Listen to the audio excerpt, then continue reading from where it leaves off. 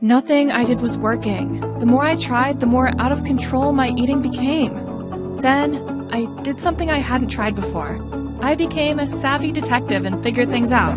If I can do it, so can you. Find out more at solveyouroutofcontroleating.com. Hi, everyone. Welcome back to Solve Your Out of Control Eating. I'm Michelle Holtzberger, clinical social worker. And I'm Vicki Todd, child and adult psychoanalyst and eating disorders specialist. Today, we're going to take a look into a therapy session with Alicia, who is a young woman that has a very heartbreaking story to tell us. It is. It's heartbreaking and aggravating with a guy who's breaking up with her over voicemail. And unfortunately, Michelle, it's also relatable. Yeah, it is very relatable, and she responds with some binging and purging and other emotions. And as most of us would probably have a burn his hoodie moment, Alicia does not, and she feels that she needs to do the one to make all the changes. That's the real tragedy here. Instead of getting mad at him, she got mad at herself. That's where the bulimia comes in. It's her way of coping with all of those unprocessed feelings of anger and rejection. So let's jump in, listen to this brief therapy session, and then Vicki and I will jump back in and we'll debrief some more and try and get a little more to the heart of the matter. Thank God you were able to see me today. My boyfriend is in love with someone else. He didn't even have the decency to tell me to my face. He left me a phone message. He says he's in love with two women and he needs time to figure it out. Hopes I'll respect his need for space. Space! He's with her. Oh, I can see how upset you are, Alicia. Yes. I've been eating nonstop since this happened. I'm like a human vacuum cleaner. I can't stop. You're upset and you're eating. Help me connect the dots. I know that eating isn't going to help, but it does make me feel better. Only for a little while. Then I feel terrible. What I should be doing is going back to Jenny Craig. I did well with that program before, and I'm sure I can do it again. I'll lose weight and start going to the gym. Help me understand, Alicia. You want to lose weight and work out To get him back. But I know I'll never be as thin as she is. So you know who she is? Yes, Claire. She's a coworker. He's been talking about her for months. How smart she is, how positive, how she really has the boss's ear. I can tell how much he admires her. I saw her picture on his work website, and she's really thin. Even if I starve myself, I can't get that thin. I just don't have her bone structure. But everyone says I have a pretty face. Guys are more interested in bodies, though. I was so upset when I listened to his phone message that I threw up. But it wasn't the first time. that you threw up? Yes. Last summer, he told me that he thought we should see other people. I couldn't believe my ears. He was talking about getting married after he finished college. He even asked me what kind of engagement ring I wanted, a round or a square diamond. We even went by a jeweler's and looked in the window. I bought all these bride magazines, and we were looking at the rings. In fact, I had ripped out one of the pictures and kept it with me all the time. So this really came as a complete shock. Yes. What kind of ring do you want? And then he tells me we should see other people. But I don't want to see anyone else. I love him. We were at a park, and I literally got down on my knee and begged him not to leave me. I didn't even care if people saw me. I was so desperate. He said he wouldn't. At least, I think he did. I was so upset, I can't really remember. I've been throwing up ever since, trying to keep my weight down. Trying to hang on to him? Yes. And now even that's not working. I know what you're thinking. Tell me. You're thinking, why would you want such a man? He's a total jerk. I know you would never put up with some guy who acted like that Because because you think too much of yourself to put up with him. And you would never make yourself throw up for any reason. so why would you? Because I'm a complete nothing. Well, Vicky, that was a tough one to hear, wasn't it? It sure was. I feel so bad for Alicia. And breaking up over voicemail, can you imagine checking your voicemail and hearing that? But And you wonder, had he become more distant? We don't know exactly, but we do know that Alicia, for some reason, ignored some red flags. And then she experienced this as a shock. One way or another, breaking up through voicemail, well, it's the emotional equivalent of ghosting somebody, but with a really mean twist to it. terrible, terrible. Especially, I mean, this is a couple that talked about getting married, that looked at rings. But there was also an episode in the past where he did want to break up with her, and then she, I guess she groveled, really. She got down on one knee and begged him to stay. Exactly. You know, Michelle, when you said that, my mind went to how she feels.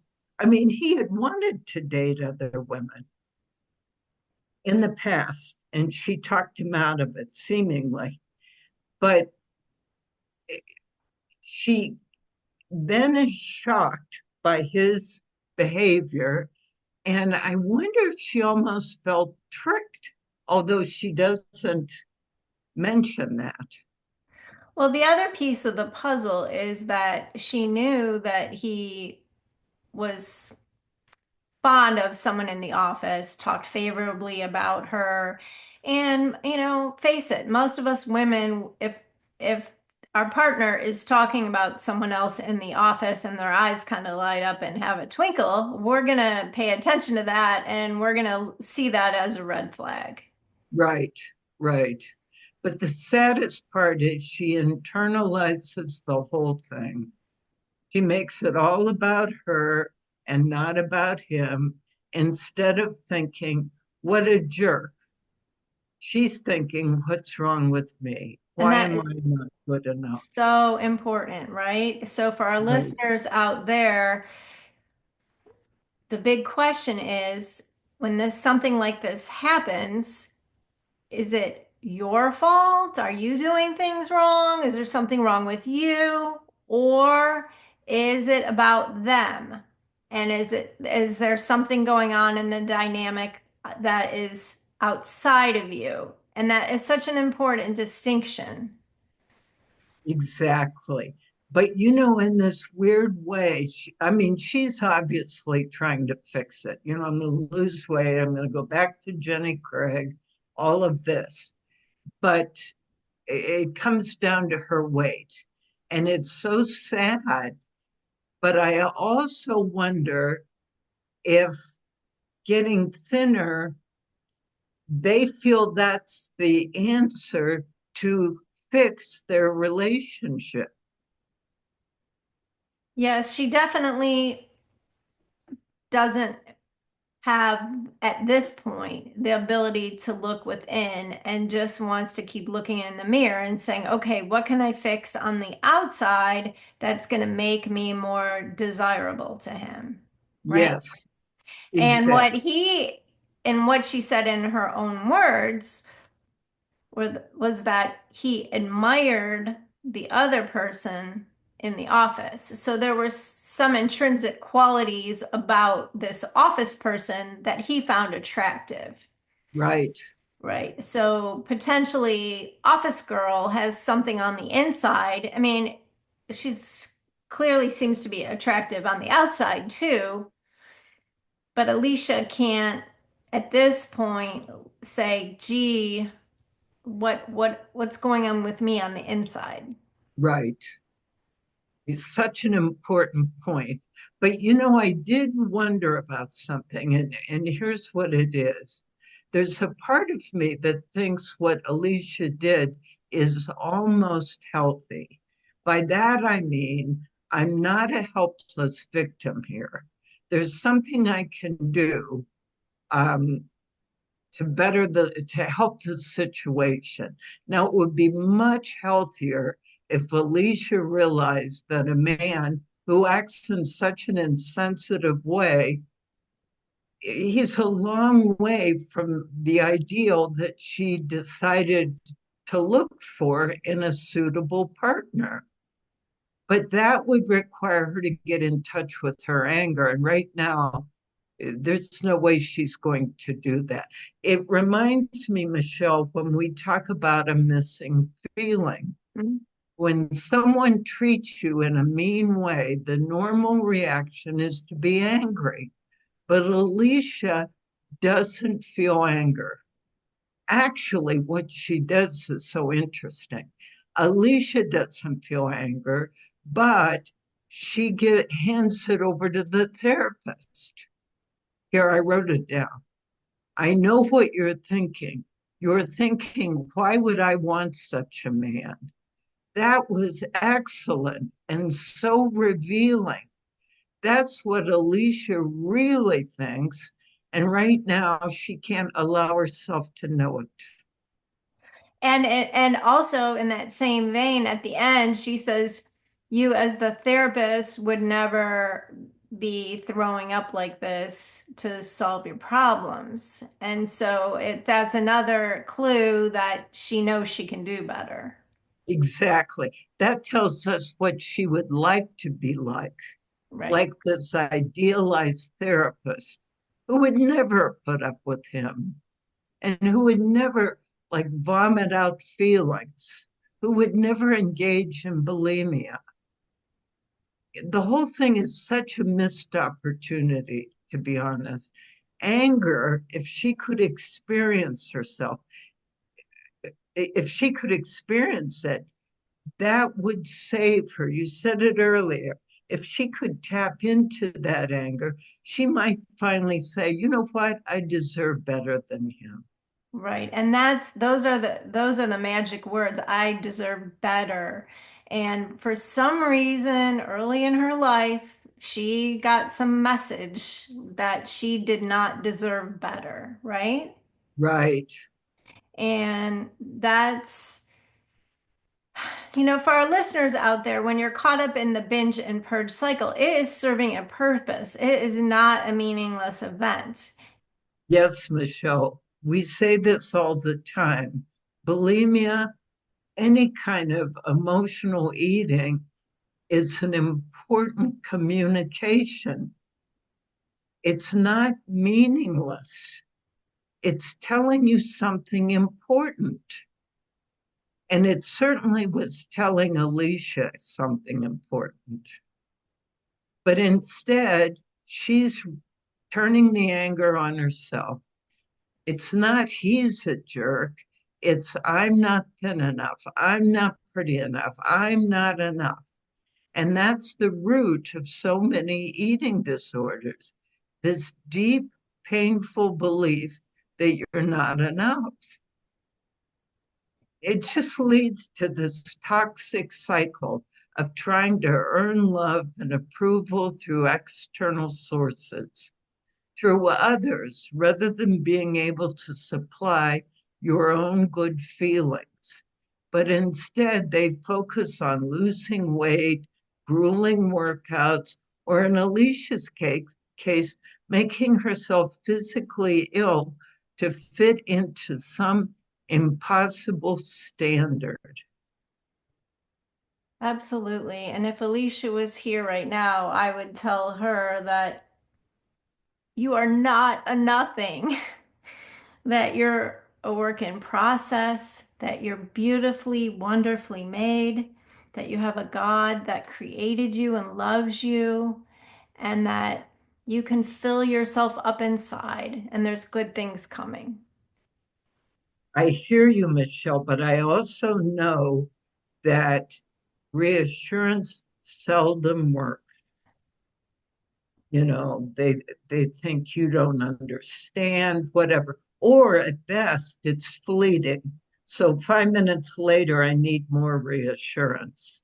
The reality is that Alicia needs to do the real work so that she can supply her own good feelings and not be in need of external supplies. You never know when they're going to be available and when they aren't. Right. You've got to supply them for yourself. And the fact that she can't, tells us really something important about that early mother-child relationship. Because initially the mother supplies good feelings. And then the child learns from the mother how to do it. And then she can supply her own good feelings. But for those who don't have that kind of mothering, they're always running around looking for these external sources. And by searching for these clues about her past and trying to get curious about what happened, she can start putting these pieces together and then build her new story about herself as she takes the time to experience these feelings from her past. Right. And for anyone out there listening who feels like they're stuck in a similar cycle, here's what I'd say. Figure out where those old destructive notions came from and start challenging them. I can tell you that you are not enough, that you deserve better. But will you believe it? I seriously doubt it. It's fleeting at best. I'm repeating that. It's fleeting at best. So do the work you need to do in order to rid your life of all this faulty thinking. Well, Vicky, I think you're brilliant as usual. And as we wrap it up, maybe we can all make a pact right now, though, that if there's a guy out there who breaks up with us via voicemail, that we are definitely going to leave them in the past where they belong. Exactly. Exactly. And Michelle, we go over these examples of this very thing and how to work with it, how to help yourself in our book, Solve Your Out of Control Eating, which is on Amazon. There's numerous examples of this. I think it would be so helpful if someone has these types of issues because they're going to get so many ideas from real therapy sessions, real clients that have had these same issues. Exactly. Yes. So if you find this episode helpful, please give us a like and consider sharing it with others. And until next time, remember, Keep searching for clues.